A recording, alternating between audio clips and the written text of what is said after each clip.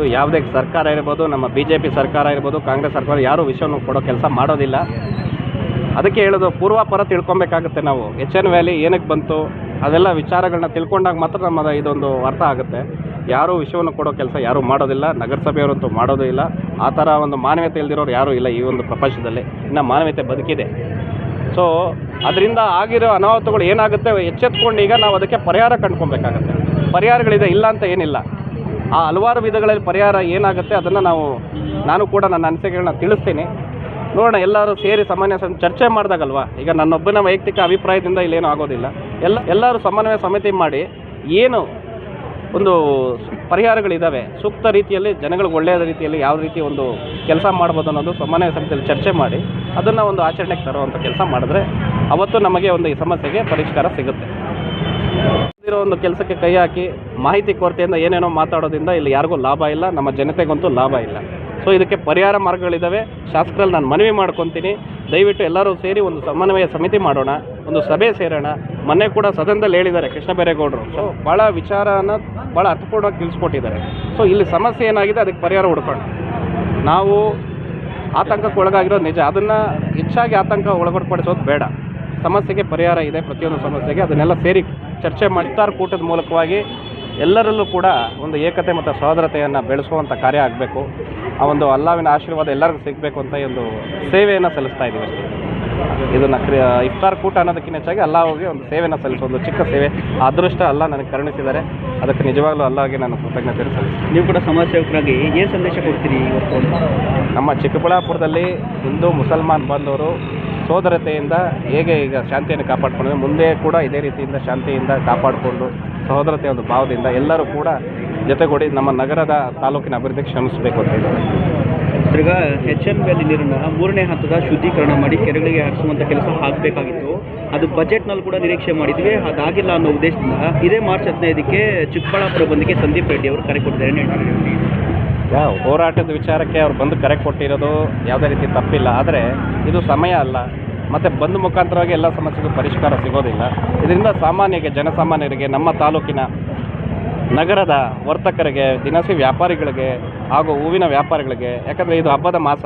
ಈ ಒಂದು ತಿಂಗಳಲ್ಲಿ ತಮ್ಮ ಗಮನಿಸಿರೋಂಗೆ ಇನ್ನೊಂದು ವಾರದಲ್ಲೇ ನಮಗೆ ಯುಗಾದಿ ಮತ್ತು ರಂಜಾನ್ ಬರ್ತಾ ಇದೆ. ಈ ಒಂದು ಸಂದರ್ಭದಲ್ಲಿ ಎಲ್ಲರೂ ಈಗ ಹಳ್ಳಿ ಮೂಲೆಗಳಿಂದ ಬಂದಿರ್ತಾರೆ ನಗರಕ್ಕೆ. ಬಂದ್ ಮಾಡೋದ್ರಿಂದ ಎಲ್ಲೋ ಒಂದು ಮೂಲೆಯಲ್ಲಿ ಎಲ್ಲರಿಗೂ ಕೂಡ ಇದು ಜನಗಳಿಗೆ ತೊಂದರೆ ಆಗುವಂಥದ್ದಿದೆ.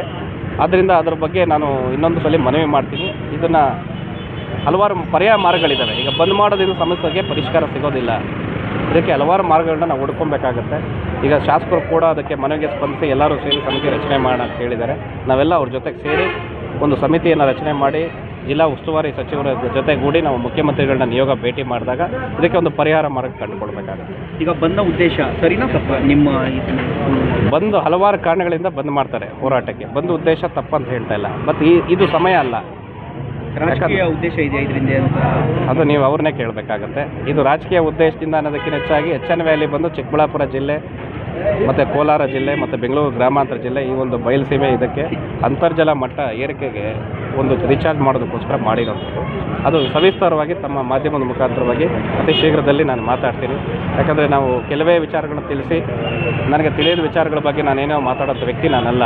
ನನಗೆ ಸಂಪೂರ್ಣ ಅರಿವಿದೆ HN ವ್ಯಾಲಿ ಬಗ್ಗೆ, ನಮ್ಮ ಬಯಲುಸೀಮೆ ಪ್ರಾಂತ್ಯದ ಬಗ್ಗೆ. ಯಾಕಂದರೆ ಕಳೆದ 15 ವರ್ಷಗಳಿಂದ ನಾವು ನೀರಿನ ವಿಚಾರವಾಗಿ ಹೋರಾಟ ಮಾಡಿಕೊಂಡು ಬಾಗೇಪಲ್ಲಿಯಲ್ಲೂ ಕೂಡ ಇವತ್ತು ಫ್ಲೋರೈಡ್ ಮತ್ತು ನೈಟ್ರೇಟ್ ಅಂಶದ ನೀರು ಕುಡಿದು ಭಾಳ ಮಕ್ಕಳು ಆರೋಗ್ಯ ಸಮಸ್ಯೆಗಳಿಗೆ ತುತ್ತಾಗಿದ್ದಾರೆ.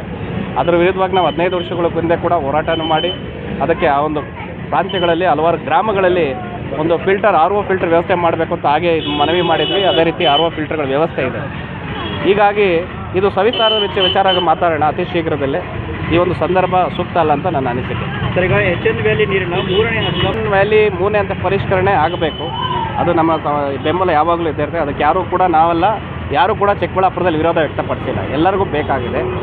ಅದನ್ನು ಸಮರ್ಪಕವಾದ ರೀತಿಯಲ್ಲಿ ಅದರಿಂದ ನಿಜವಾದ ಅವಶ್ಯಕತೆ ನಮಗೇನಾಗಿದೆ, ಅದರಿಂದ ತೊಂದರೆ ಏನಾಗಿದೆ, ಅದಕ್ಕೆ ಪರಿಹಾರ ಏನೋ ನಾವೆಲ್ಲ ಕೂಡಿ ಚರ್ಚೆ ಮಾಡಿ ಅದರ ಪರಿಹಾರ ಕಂಡುಕೊಳ್ಬೇಕಾಗತ್ತೆ. ನೀವು ಕೂಡ ಇತ್ತೀಚಿನ ದಿನಗಳಲ್ಲಿ ಕಿಡ್ನಿಯಿಂದ ಸಮಸ್ಯೆಯನ್ನು ಬಳಲ್ತಾ ಇರುವಂಥ ಪೇಷಂಟ್ಗಳ ನೆರವಿಗೆ ನಿಲ್ಲುವಂಥ ಕೆಲಸ ಆಗಿತ್ತು. ಅವರು ಹೇಳ್ತಾರೆ ಈ ನೀರಿಂದಲೇ ಕಿಡ್ನಿ ಮತ್ತು ಕ್ಯಾನ್ಸರ್ ಸಮಸ್ಯೆ ಬರ್ತಿದೆ ಅಂತ ಹೇಳ್ತಾರೆ. ಏನು ಹೇಳ್ತೀರಿ? ನೋಡಿ, ಬಾಯಿ ಮಾತಾಡೋದು ಬೇರೆ, ಲ್ಯಾಬ್ ರಿಪೋರ್ಟ್ಗಳು ಬೇರೆ ಇದ್ದಾವೆ. ಈಗ ನಾವು ಆ ಒಂದು ರಾಂಗ್ ಅಸಂಪ್ಷನಲ್ಲಿ ಏನೇನೋ ಮಾತಾಡೋದು ಬೇಡ. ಈಗ ಕಿಡ್ನಿ ಸಮಸ್ಯೆಗೆ ಹಲವಾರು ಕಾರಣಗಳಿದ್ದಾವೆ, ನೀರೊಂದೇ ಕಾರಣ ಆಗೋದಿಲ್ಲ. ಈಗ ಎಚ್ ಎನ್ ವ್ಯಾಲಿದಿಂದ ನಮ್ಮ ಅಂತರ್ಜಲ ಮಟ್ಟ ಅದು ಸಮೀಪದಲ್ಲಿರುವ ಬೋರ್ವೆಲ್ಗಳು ಏನು ಅದಕ್ಕೆ ತೊಂದರೆ ಆಗ್ತಾ ಇದೆ, ಅದ್ರ ಬಗ್ಗೆ ನಾವು ಕೂಡಲೇ ಅದನ್ನು ಪರಿಹಾರ ಕಂಡುಕೊಳ್ಳೋಕ್ಕೆ ಪರ್ಯಾಯ ಮಾರ್ಗವನ್ನು ಒಂದು ಹುಡುಕುವಂಥ ಕೆಲಸ ಮಾಡಬೇಕಾಗುತ್ತೆ. ಈಗ ಆರೋಗ್ಯ ಸಮಸ್ಯೆಗಳಿಗೆ ಹಲವಾರು ಕಾರಣಗಳಿದೆ. ಕಿಡ್ನಿ ನೀರಿನ ಒಂದೇ ವಿಚಾರ ಅಲ್ಲ, ಅವರು ಕೂಡ ಹೇಳಿದರು. ಈಗ ಎಲ್ಲರೂ ಕೂಡ ಇವತ್ತು ಅದಕ್ಕೆ RO ಫಿಲ್ಟರ್ ವಾಟರ್ಗಳನ್ನ ಕೆಲವರು ಬಳಸ್ತಾ ಇದ್ದಾರೆ. ಕೆಲವರು ಈ RO ಫಿಲ್ಟರ್ಗಳೇನಿದೆ ಅಲ್ಲಿ 5 ರೂಪಾಯಿ 10 ರೂಪಾಯಿ ಕ್ಯಾನ್ಗಳಲ್ಲಿ ತೊಗೊಂಬಂದು ನಾವು ಇವತ್ತು ನೀರನ್ನ ಬಳಕೆ ಮಾಡ್ತಾ ಇದ್ದೀವಿ. ಎಚ್ ಎನ್ ವ್ಯಾಲಿ ನೀರನ್ನು ನನಗಿರೋ ಮಾಹಿತಿ ಪ್ರಕಾರ ಯಾರೂ ಬಳಸ್ತಾ ಇಲ್ಲ. ಅಲ್ಲಿ ಸಮೀಪದಲ್ಲಿರೋ ಬೋರ್ವೆಲ್ಗಳಿಗೆ ಇದು ತಲುಪಿ ಏನಾದರೂ ವಿಷಯ ಆಗ್ಬೋದು, ಜನಗಳಿಗೆ ತೊಂದರೆ ಆಗ್ಬೋದು ಅಂತೇಳಿ ಈಗ ಬಯಲುಸೀಮೆ ಪ್ರಾಂತ್ಯದಲ್ಲಿ ತಾವೆಲ್ಲೇ ಕೂಡ ಬೋರ್ ಹಾಕಿದ್ರು ಕೂಡ ಅದರಲ್ಲಿ ಫ್ಲೋರೈಡ್ ಮತ್ತು ನೈಟ್ರೇಟ್ ಅಂಶ ಇದೆ. ಇದೆಲ್ಲರಿಗೂ ತಿಳಿದಿರೋ ವಿಚಾರ. ಇದು ಬಾಗೇಪಲ್ಲಿಯಲ್ಲಿ ನಾವು 18 ವರ್ಷಗಳಿಂದನೇ ಕೂಡ ಇದ್ರ ಬಗ್ಗೆ ರಿಸರ್ಚ್ ಮಾಡಿ ಅವತ್ತಿಗೆ ನಾವು ಒಂದು ಪರಿಹಾರಕ್ಕೆ ನಾವು ಮನವಿಯನ್ನು ಮಾಡಿಕೊಂಡಿದ್ವಿ. ಸೊ ಹಾಗಾಗಿ ಇದು ಭಾಳ ವಿಸ್ತಾರವಾದ ವಿಚಾರ. ಅದನ್ನು ಸವಿಸ್ತಾರವಾಗಿ ನಾನು ನಿಮ್ಮ ಹತ್ರ ಅತಿ ಶೀಘ್ರದಲ್ಲೇ ಉಪಯುಕ್ತವಾದ ಮಾಹಿತಿಯೊಂದಿಗೆ ನಿಮ್ಮ ಮುಂದೆ ಮಾಧ್ಯಮಗಳೊಂದಿಗೆ ನಾನು ಬರ್ತೀನಿ. ಇದಕ್ಕೆ ಖಂಡಿತವಾಗಲೂ ಇದಕ್ಕೆ ಒಂದು ಪರಿಷ್ಕಾರ ಹುಡುಕೋ ಕೆಲಸ ನೀವೆಲ್ಲರೂ ಸೇರಿ ಮಾಧ್ಯಮದವರು ಎಲ್ಲರೂ ಕೈ ಜೋಡಿಸಿದಾಗ ಮಾತ್ರ ಇದು ಸಾಧ್ಯ ಆಗುತ್ತೆ. ಯಾಕಂದರೆ ನನ್ನೊಬ್ಬನಿಂದ ಅಥವಾ ಸಂದೀಪ್ ರೆಡ್ಡಿ ಅವರೊಬ್ಬರಿಂದ ಆಗೋದಿಲ್ಲ ಅಂತಲ್ಲ, ಎಲ್ಲರೂ ಸೇರಬೇಕಿಲ್ಲ. ಎಲ್ಲರೂ ಸೇರಿದಾಗೆ ಅದನ್ನು ಒಂದು ಒಳ್ಳೆ ಕಾರ್ಯ ಆಗುವಂಥ ಒಂದು ಕೆಲಸ ಆಗುತ್ತೆ. ಆಮೇಲೆ ಅದನ್ನು ನಾವು ಮಾನದಂಡಗಳನ್ನ ತಿಳ್ಕೊಬೇಕಾಗತ್ತೆ. ಅದು ಹಕ್ಕು ಪ್ರತಿಯೊಬ್ಬರಿಗೂ ಇದೆ ಒತ್ತಾಯ ಮಾಡೋವಂಥದ್ದು. ಎಚ್ ಎನ್ ವ್ಯಾಲಿಯಿಂದ ಏನು ನಮ್ಮ ನಗರಕ್ಕೆ ಏನಾಗ್ತಾ ಇದೆ, ಅದರ ಸಂಸ್ಕರಣೆಗೆ ಏನು ಅವಶ್ಯಕತೆ ಇದೆ ಅನ್ನೋದು ಕೂಡ ಯಾರಿಗೂ ಮಾಹಿತಿ ಇಲ್ಲ. ಸೊ ಆ ಮಾಹಿತಿ ನಮಗೆಲ್ಲರಿಗೂ ಇರೋದ್ರಿಂದ ಅದನ್ನು ಸವಿಸ್ತಾರವಾಗಿ ನಿಮ್ಮ ಹತ್ರ ತಿಳಿಸ್ತೀವಿ. ಸರ್, ಈ ಒಂದು ವಿಚಾರ ಮುಂದಿಟ್ಕೊಂಡು ಅಹಿಂದ ನಾಯಕನನ್ನು ರಾಜಕೀಯವಾಗಿ ಮುಗಿಸೋದಕ್ಕೆ ಹೊರಟಿದ್ದಾರೆ ಅನ್ನೋ ಆರೋಪಗಳು ಕೂಡ ಕೇಳಿ ಬರ್ತಿದ್ದೀರಿ, ಹೇಳ್ತೀರಿ? ಇಲ್ಲ, ಇದು ಅವರವರ ವೈಯಕ್ತಿಕದ ಹೇಳಿಕೆಗೆ ನಾನು ಯಾರ ವೈಯಕ್ತಿಕ ವಿಚಾರಗಳು ಕೂಡ ನಾನು ಮಾತಾಡೋದಿಲ್ಲ. ಈಗ ನಾವು ಕೂಡ ಅಹಿಂದ ವರ್ಗದಿಂದ ಬಂದಿರುವಂಥವ್ರೆ. ಸೊ ಹಾಗಾಗಿ ಇಲ್ಲೆಲ್ಲೂ ಕೂಡ ರಾಜಕೀಯದ ಹಸ್ತಕ್ಷೇಪ ಬೇಡ. ರಾಜಕೀಯ ಯಾರೂ ಮಾಡೋದಿಲ್ಲ ಇಲ್ಲಿ. ರಾಜಕೀಯದ ಹಸ್ತಕ್ಷೇಪ ಮಾಡೋದು ನೀರಿನ ವಿಚಾರದಲ್ಲಿ ಅಂದರೆ ಅದು ಖಂಡನೀಯ. ಇದು ಚಿಕ್ಕಬಳ್ಳಾಪುರ, ನಮ್ಮ ಚಿಕ್ಕಬಳ್ಳಾಪುರದ ಒಂದು ಸಮಸ್ತ ಒಂದು ನಾಗರಿಕರ ಒಂದು ಜವಾಬ್ದಾರಿಯ ಒಂದು ಕೆಲಸ ಇದು.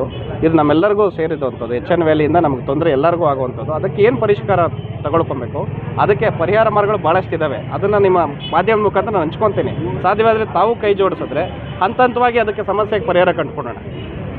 ಈಗ ನಾವು ನಮ್ಮ ಒಂದು ಚಿಕ್ಕ ವಯಸ್ಸಿಂದ ಅನುಭವ ಏನಿದೆ ಅಂದರೆ ಸಮಾಜ ಸೇವೆಯಲ್ಲಿ 18 ವರ್ಷದಿಂದ ತೊಡ್ಕೊಂಡಿರೋದ್ರಿಂದ ಬೆಟ್ಟಕ್ಕೆ ಕಲ್ಲೂರೋ ಕೆಲಸ ನಾವು ಮಾಡೋದಿಲ್ಲ.